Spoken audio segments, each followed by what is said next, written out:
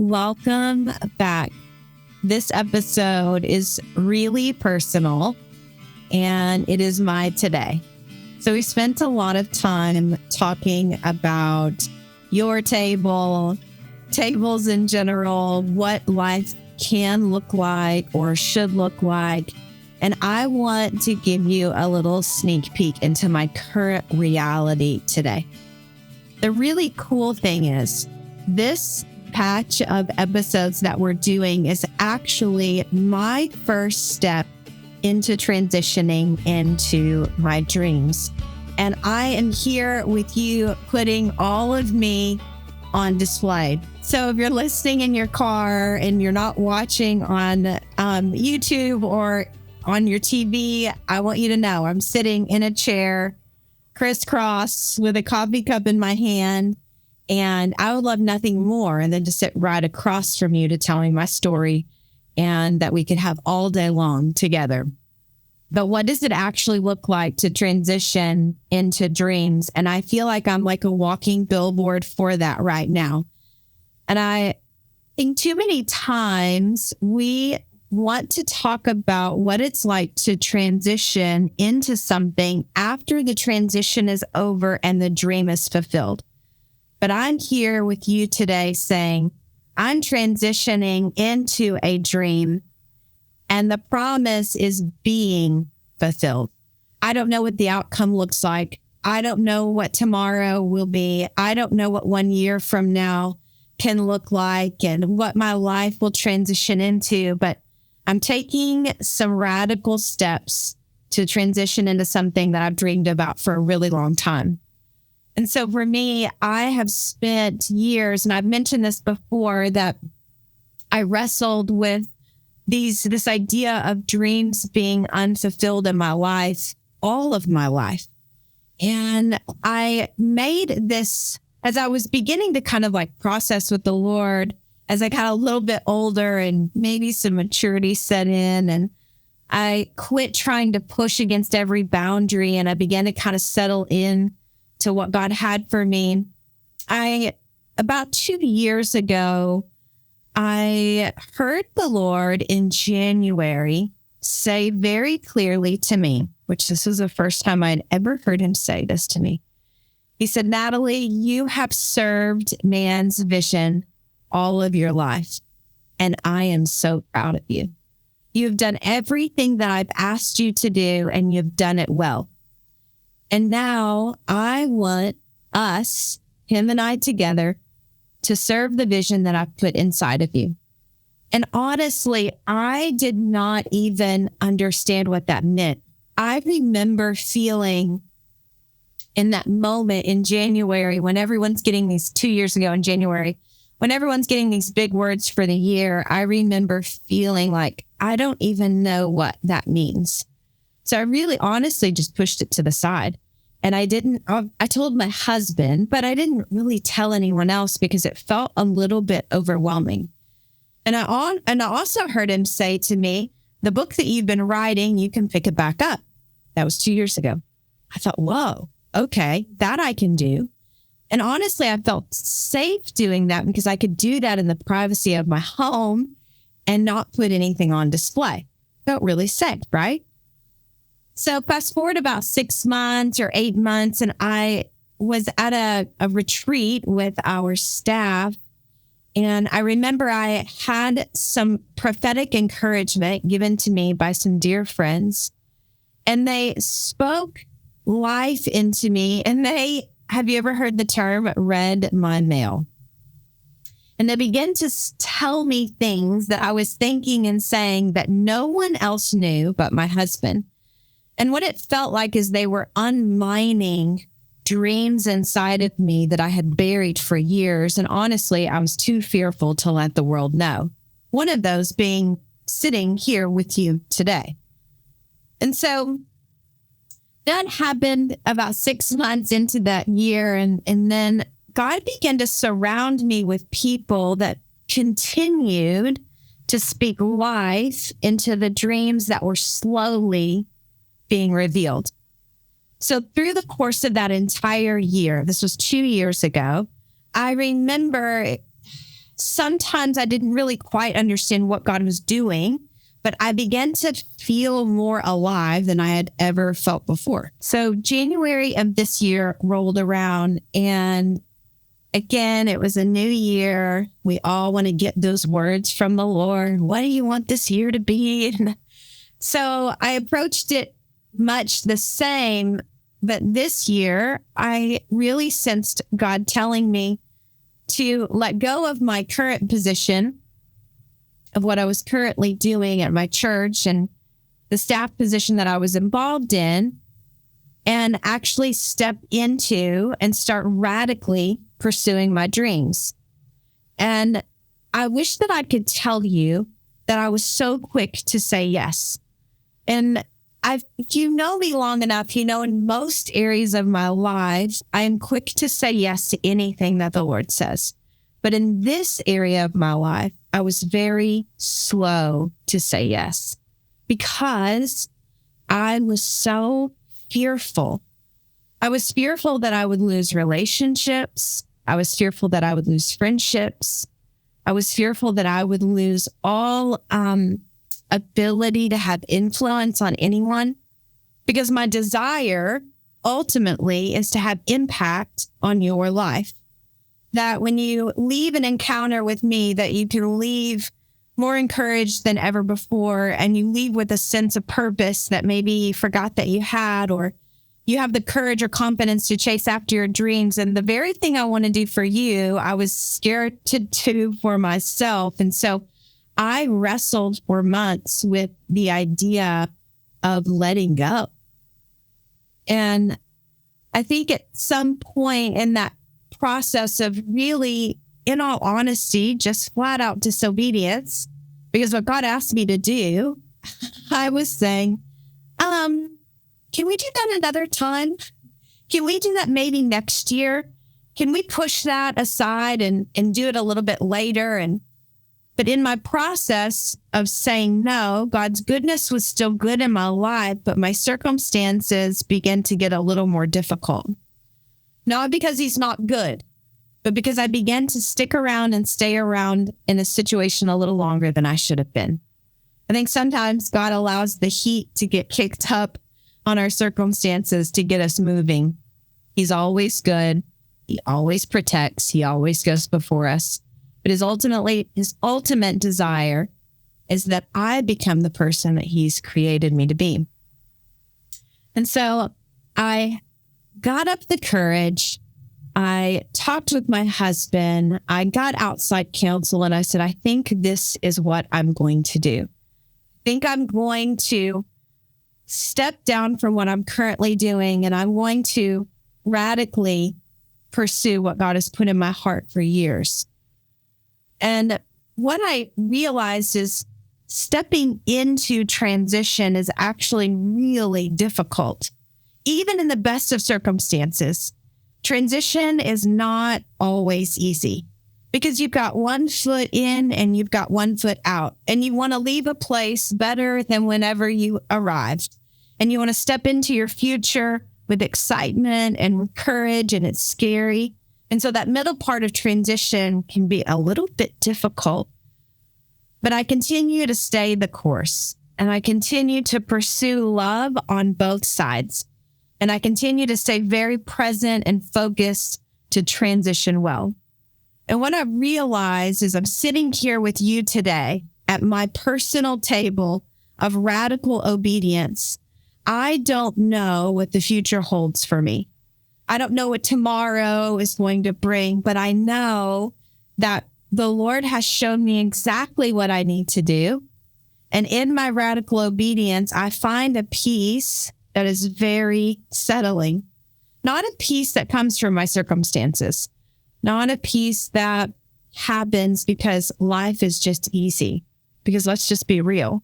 It's not. Transition can be really hard. Life can be really hard. Me sitting in front of the camera today and with you today as you're driving in your car is actually scary. And me not knowing what tomorrow will bring is actually scary. But my yes is bigger than my fear. And my trust in God that his plans for my life are good is bigger than any negative narrative that I have rolling around in my mind. And that my community that is surrounding me, that's saying there's gold inside of you and you can do this, sustains me when I just want to throw in the towel.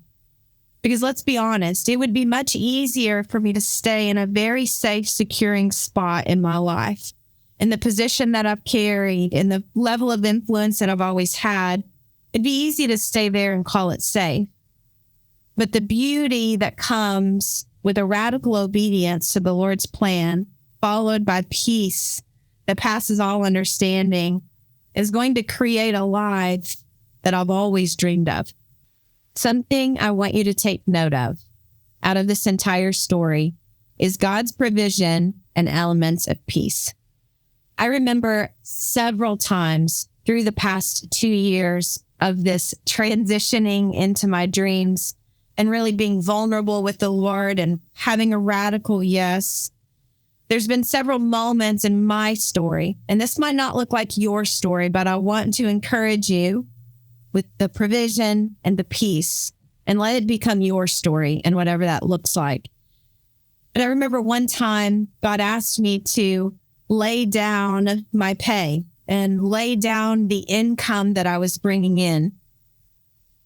And in the moment when he asked me that, my radical yes was a yes. But when I woke up the next morning, I remember asking a friend that I was with, do you think I heard God right? I don't know. Now I'm second guessing this whole thing. This doesn't make any sense. What he asked me to do didn't make any sense.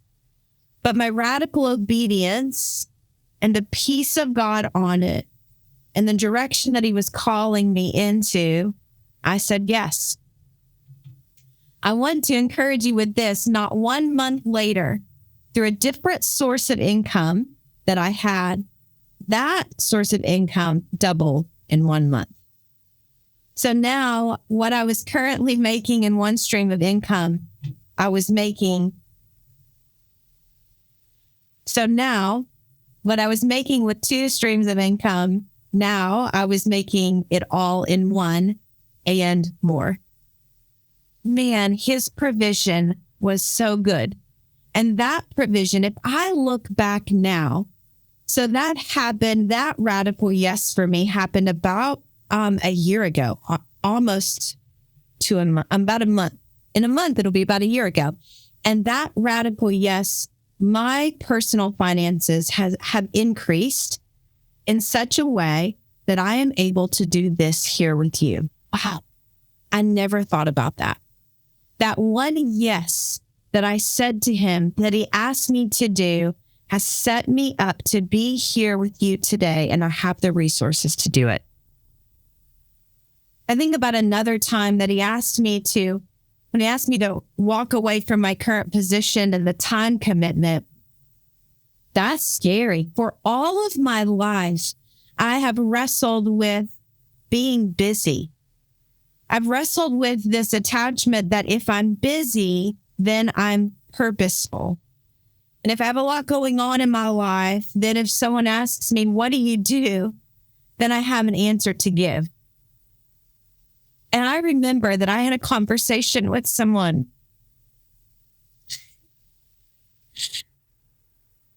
I had a conversation with someone recently, and they said, what is it that you're going to do?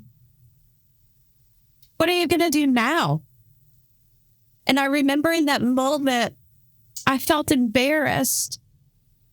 And it was all of the insecurities of my whole life that I had came to the forefront, because what I was doing is my radical yes to God meant I was removing something that kept me busy to pursue something with purpose for the call that he had on my life. And in that moment, God is so kind and so gracious, and he gave me the words to say. And you know what those words were? I don't know. I don't know what this looks like. And I don't know what a year from now will look like in my life, but all that I know is that God has asked me to do something. I have people that are surrounding me that I've sought wise counsel with, that I've got the peace of God on my life. And I'm going to say yes to something that seems really radical to people around me. But actually what he's doing in my life now is I have more joy and more peace than I've ever had in my life. And what I've been doing has been good.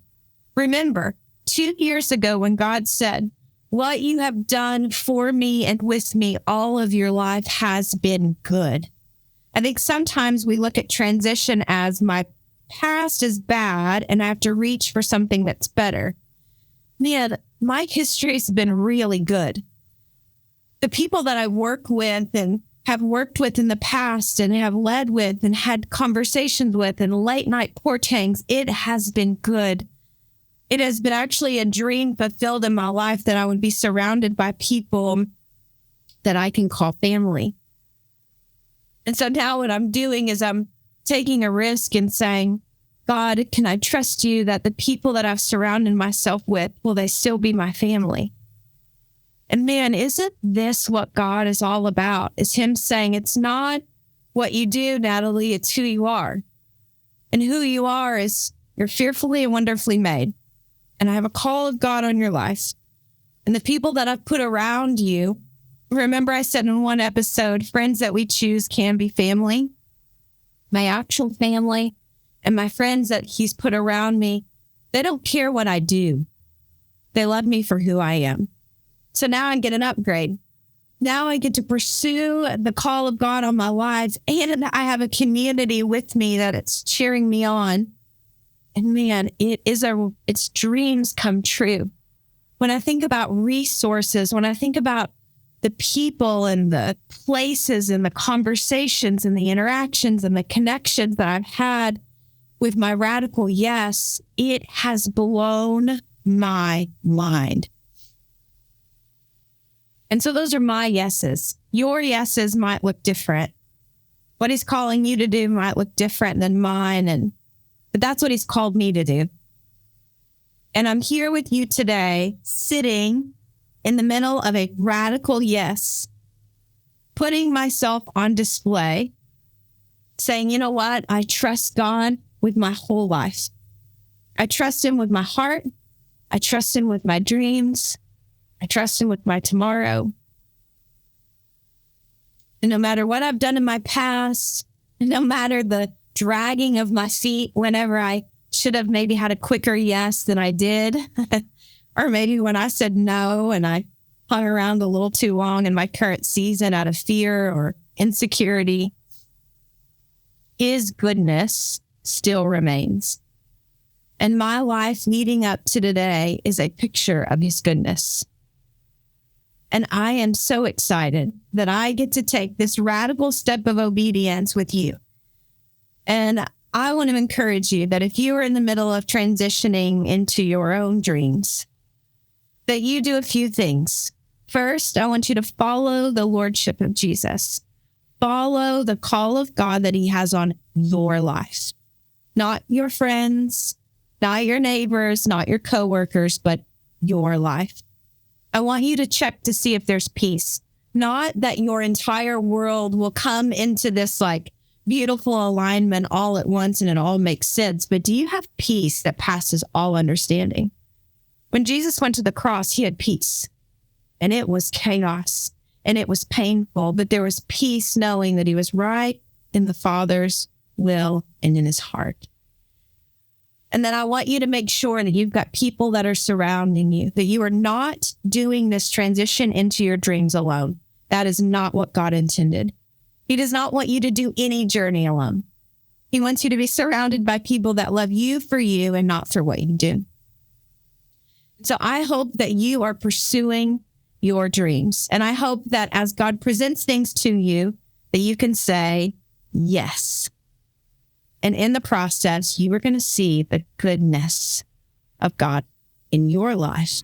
And my prayer is that as I pursue the dreams that God has inside of me, that you would actually take the journey and come alongside, and let's pursue our dreams together. I invite you into my life. I invite you to have a front row seat into what God is doing. Take the journey with me, and let's pursue our dreams together. It's going to be a good ride.